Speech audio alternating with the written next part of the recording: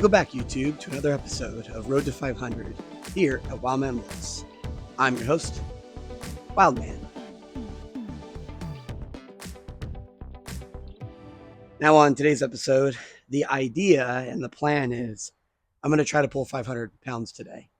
I'm going to cheat a little. I'm going to add chains to the mix. So it's going to be 500 pounds at the top of the lift. And this doesn't count as a true 1 rep max, but this will give me an idea and have 500 pounds in my hands, so I kind of know where I'm at. But I'm kind of dealing with some limited factors right now. Number one, let's get the excuses ready. Just worked out yesterday on that last bench pressing video, and I'm not going to be able to have time to do some deadlifting this week. So now is the only time I can do it. So I didn't have really that much time to recover as much as I would like to. The second thing that's kind of hindering me is I'm not feeling the greatest. So I'm not feeling my best right now.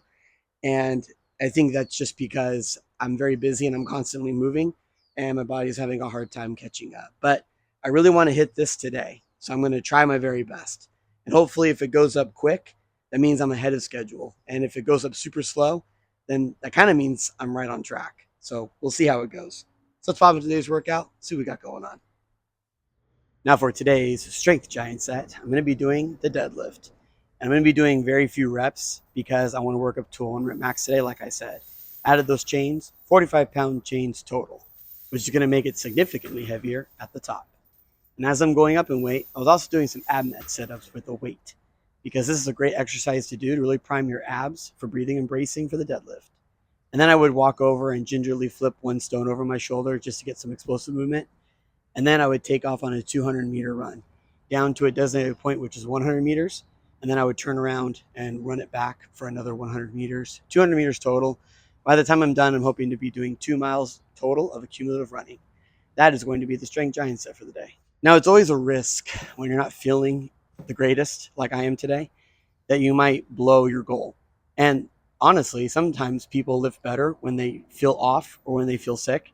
And I really can't explain why. There's no rhyme or reason to it. Honestly, some people might lift better when they don't feel well or when they're feeling off because it's something different. And when your body feels something different, sometimes the muscles have to adjust and adapt.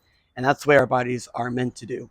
We're meant to adapt to the stress load that is thrown at us to survive anything as long as we keep working at it. So on this particular day, I was very excited because I was going to pull 500 pounds with the chains. So I understand that it's not going to be anything noteworthy, but that's still a great feat of strength. And it's a really big goal of mine because I was looking at my notes and I only lifted 495 pounds with chains on in the indoor gym. That's because those chains are 40 pounds. I thought they were 45 pounds total. But when I weighed them, it turned out to be 40 pounds. So I ended up lifting 495 pounds. So if I can hit this today, it'll be a 5-pound PR with the chains. And I kind of feel like because my outdoor gym is not level flooring, like in the gym, at the indoor gym, the platforms are leveled. If you put a level on it, it's perfectly leveled, perfectly straight. It's really easy to deadlift off. Usually I PR on those platforms because they're level and they're made to be lifted on.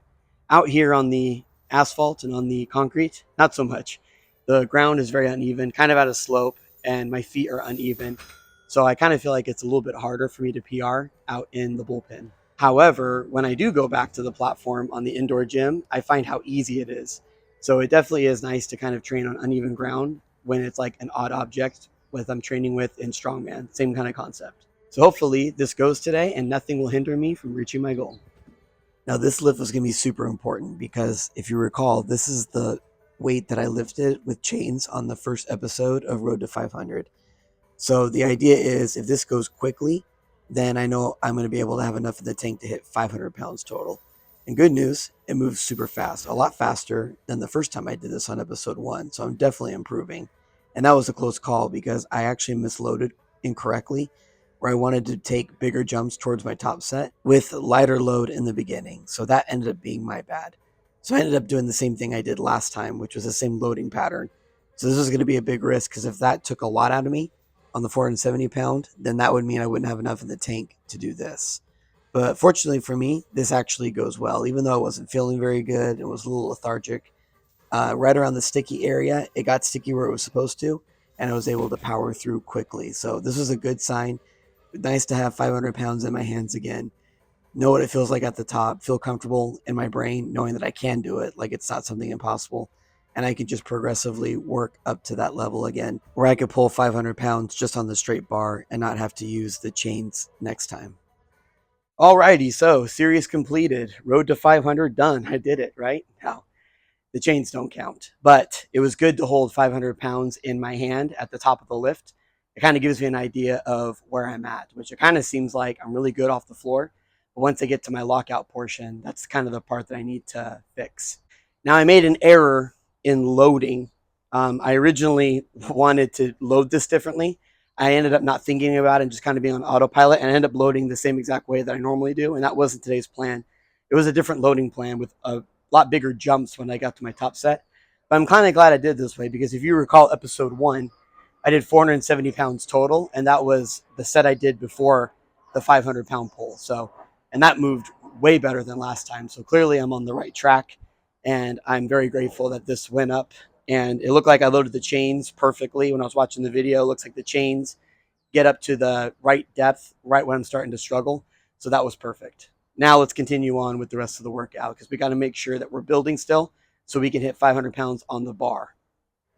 Now for the variation giant set, I was doing 4 rounds, and I was going to work up to a 3 rep max on the snatch grip deadlift, where I put my hands out super wide as such.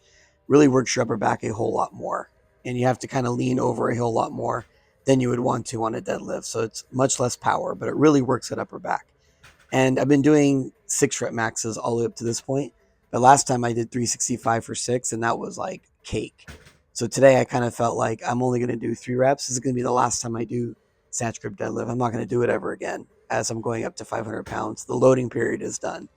So I was going to do 405 pounds, which is going to be really good. Not concerned about a 1 rep max on the snatch grip deadlift. So I just wanted to make sure that I was able to hit a comfortable 3 reps. And this was a comfortable 3 reps, and it definitely felt like a 3 rep max. Definitely felt like that it was worth the grind. And I got what I needed from it, so I'm able to complete the deadlift a whole lot more and a lot of carryover. And I just kept it in the same format as a strength giant set by doing those sit-ups in between as I was going up in weight with the weight, throwing that rock over my shoulder, and then casually running that 200-meter run. Alrighty, so another PR, 405 pounds, the way that I was supposed to load it for the chains. And I did that for 3 reps. And that is a PR. That's the most I've ever done with a snatch grip deadlift. Not really too concerned about a 1 rep max for a snatch grip deadlift, because I'm mainly using it as a tool to help me with the deadlift. So not trying to go and kill myself. I'm trying to see where I could meet the limit line. And 3 is pretty much my limit line, where I think, okay, that's a good place to stop it. Not going to be doing snatch grip anymore. And I'm going to be doing other things now for the variation to try to really lock out my power and get around the knee for the deadlift. Alrighty, so let's move on with the workout now and see what else I can do. Now for the assistance giant set, I was doing 3 rounds, and I was just going to lift this rock 3 times, the rhino stone, which is a 220-pound natural stone. So it doesn't really go up that easily because it's really misshapen. And I really like to do stones. It's kind of my thing, but I do feel like it carries over a lot into deadlifting and overall strength in general because it's such a raw object. And then I took away the weight for the ab mat sit-up, and I was just doing some body weight ab mat sit-ups and doing a lot of reps. And then I continued to do that 200-meter run, except I doubled it up. So I would do a 200-meter run, and then I would come back and then turn around and run another 200 meters in the same manner to do 400 meters total. So by the time I was done, I hit that 2-mile goal.